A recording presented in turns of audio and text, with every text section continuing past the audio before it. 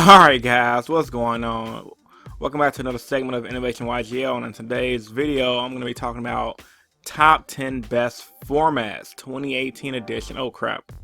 So the reason why I wanted to make this video is because, let's face it, right now the format's pretty stale right now. We're waiting on our ban list, and I felt like, I took some time to reflect back and decided to say, what are some of the best formats, at least that I've experienced? And I even went to my community tab on the YouTube and asked you guys, hey, what do you guys think are some of the best formats in Yu-Gi-Oh? And I even went over to Reddit and checked out some people's comments, kind of research best formats in Yu-Gi-Oh to see what everyone's talked about. So keep in mind, I've been playing Yu-Gi-Oh for 16 years now. I did take a break during the Synchro era. And so with that being said, there may or may not be Synchro era stuff in this video.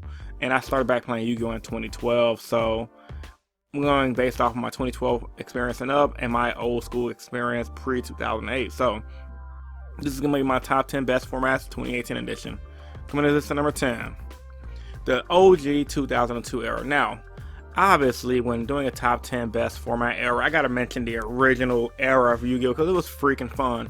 I was 12 years old going to locals with my Blue Eyes White Dragon Dark Magician deck, my 2 starter decks combined with some packs I got. And I got raffle stunned by people bringing out things like Summon Skull, Jiragumo, later on in the year, Injection Fairy Lily, Gemini Elf. These cards were all freaking hot back then.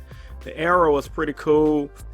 Gave a lot of us good times. It really made Yu-Gi-Oh what it was today. It's kind of like how Duel Links is, but it's really slow. But at the same time, it gave you that the idea that you can literally build anything and take it to a tournament and win. And obviously I realized that was wrong. But for this being my first tournament era that I ever played in, it held a soft spot in my heart, which is why I made this list at number 10. Coming to list at number 9. The 2012 Dino Rebel format. Now this is one of the most competitive formats I played in, simply due to the fact that it was the second, it was the first major format I came back into when I first started playing Yu-Gi-Oh again. And I picked up the wind-up deck and did pretty freaking well at locals. I got my first regionals top 8 with this format, with that deck. And this era was pretty dope. In sectors, popping fields, wind-ups, looping hands, rescue rabbit, locking down the board. As cancers as it was definitely fun. Then later on at the national season during that format era, or during the reign of the wind-up insectors and rescue rabbit, you had chaos dragons added to the mix. So what this format brung to Yu-Gi-Oh was definitely the cancer, and it gave me my experience of a hyper tier 1 deck format, and or tier 0 format, because Windups was considered one of the best decks ever. Because at this time, before Windups, no deck could just loop her entire hand, and it was crazy. I remember the salt. Drinking the salt from people's tears was hilarious on this format. And I remember one game specifically going against Insectors where I literally looped the guy's entire hand, and he ripped Dragonfly and just beat me because he wiped my board with Dragonfly. Yeah, 2012 was definitely hectic, and I love that format a lot. This is number 8. Dragon Rulers. Now, I particularly didn't care for the Dragon Rule format, but a lot of you guys said that this is one of the best formats ever in Yu-Gi-Oh! And it's for good reason. The Dragon Ruler mirror match was highly skilled. You definitely needed to know the ins and outs of Yu-Gi-Oh! To play the mirror match and win. The Dragon Rulers, outside of them being good in their own deck, they were good in their specific secondary decks. Like Redox, for example, was good in Gadgets, which is the deck I played during that era and did extremely well with, by the way.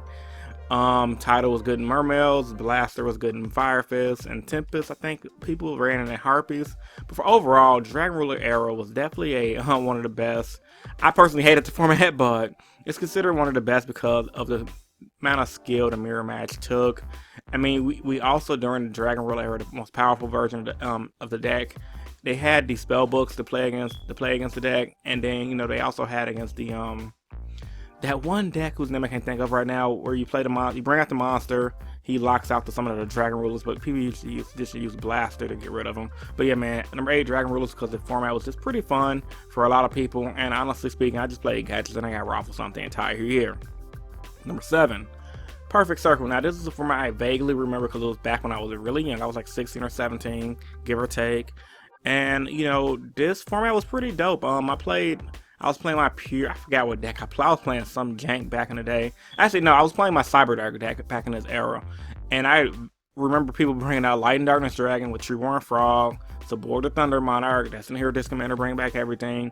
And the whole concept of this format taught me consistency and relevancy of making odd cards to work. The Perfect Circle format is considered one of the best simply due to the fact that it was still during the era where you still can take any cards, a bunch of different cards from different decks, add them together and be good. And this is technically the original Monarch format. The one tribute, destroy a monster in a field. You had that Stylos to eat cards out of hand. Perfect Circle format was really hectic. You had Disc Commander getting cards back. I mean, the list can go on from there. I mean, Heroes played a big role during this era, especially Destiny Heroes because they drew.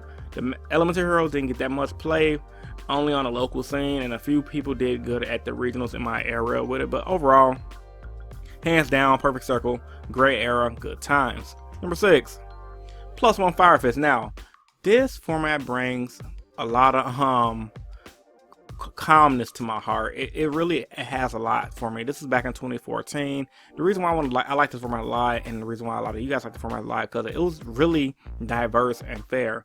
Literally, this is the most skillful format I've personally ever played in, due to the fact that there was a multitude of decks you can pick. Firefist was definitely considered the best deck, but during one of the biggest during I think the first or second YCS of this format, I got my first ever YCS top with chain gadgets back in this at the YCS because of how diverse and skillful the format took. Because you got the people playing their Firefist, you had Infernities, you had Madoches, you had Fire Kings, you had all kind of unique decks. You had the skill drain decks. It was like at least 8 or 9 decks to play in this era, which made it really hard because you had to choose specific side deck cards to counteract multiple decks. I'm a big fan of multiple deck formats. I hate 3 deck formats, which is the reason why I consider +1 Firefist one of the best eras in Yu-Gi-Oh! And plus, any format someone's gonna do good in, you're definitely consider one of your favorite or best formats because you did good in that format. Number 5, Nekroz post Dijinn. Now, Nekroz pre Dijinn, I hated it. You know, Dijinn like GG, but post Dijinn, once again, this is another format I did pretty good in. I almost topped nationals that year. I got 69, which is pretty cool. And the reason why I like this format because, in my personal opinion, even though Nekroz was the best deck of the format, everyone agreed, even I agreed, even though I didn't play the deck took skill to play, hands down. And playing against the opponent, the deck didn't feel overpowered. It was just a really good deck. Like, it wasn't like they can recover off one card. It was just that they had to play their cards right, and they do it, they win. And I love decks like this. Now, post Dijinn, you had decks like Heroes, which is good, which is the deck I played at the time. You had Burning Abyss, you had Cleaford, you had Mermails. You had a lot of decks you can play in this era. But, you know, at the same time, that made it, Nekroz was still the best deck, and that made this format really fun to play in.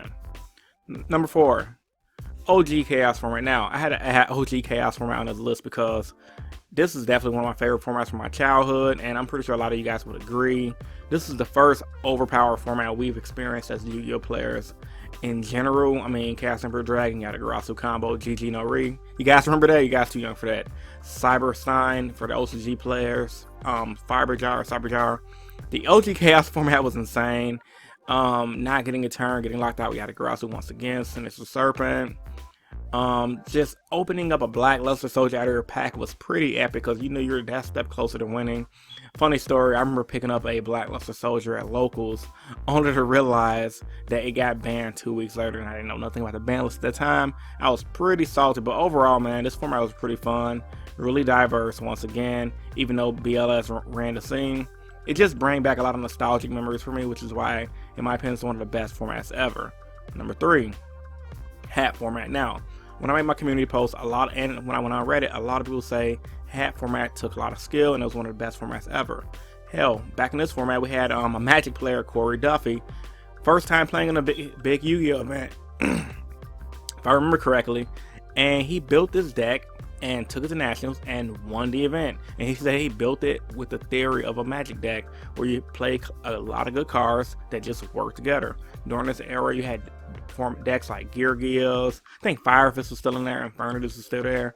The fact that you had the hands destroying things, the artifacts controlling the board, Vermilio setting up back row, there was a lot of reasons to consider this format really good because it was pretty balanced for the most part. If you knew what you were doing in the half format, you did well. Unfortunately for me, I scrubbed hard this format, still trying to play the gadgets because I would do okay with them at locals. But yeah, man, the H.AT deck was insane. The Yugioh deck was insane, but they were fair. They weren't like overly powerful. If you wipe their boards, they're pretty much done unless they top deck Vermilio or a hand or something. And I like formats like that. That's pretty good, simple, not too much going on. Number 2. The Duelist Alliance format started Cleaver, Shadows, Dante, Burning Abyss, etc., etc. Now this format was very unique because at the beginning of it, no one knew Burning Abyss was going to be a good deck going in. Oh, Cosmos was part of this format as well. Couldn't fit it on the screen, of course. But the Duelist Alliance format is considered one of the best because it was one of the formats that revolutionized Yu-Gi-Oh! And gave us some of the decks that power creeped out a lot of the old decks like Gadgets, Madoches, and etc. And even though Madoches kind of stayed in there here and there, Cleaver was too powerful. Shadows was really powerful, and Burning Abyss gave us a new era.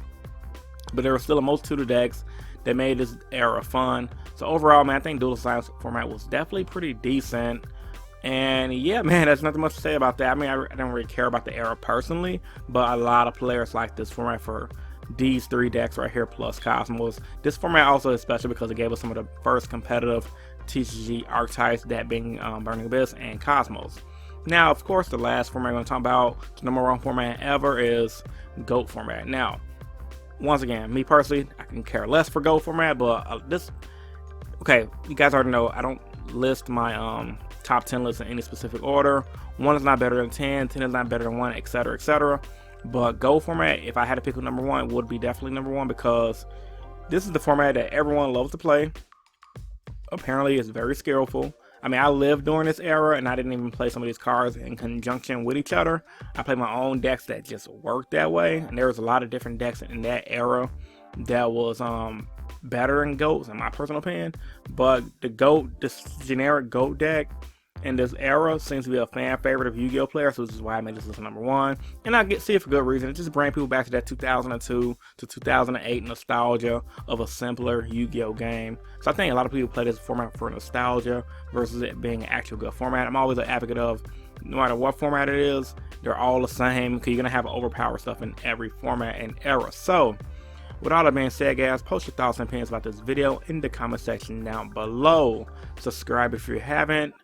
If there was a format that wasn't on this list that you guys feel like should have been on this list, I also want to hear about that in the comment section down below. So with all that being said, man, this is Innovation YGL, and I'm signing out. Peace and stay innovative. Deuces.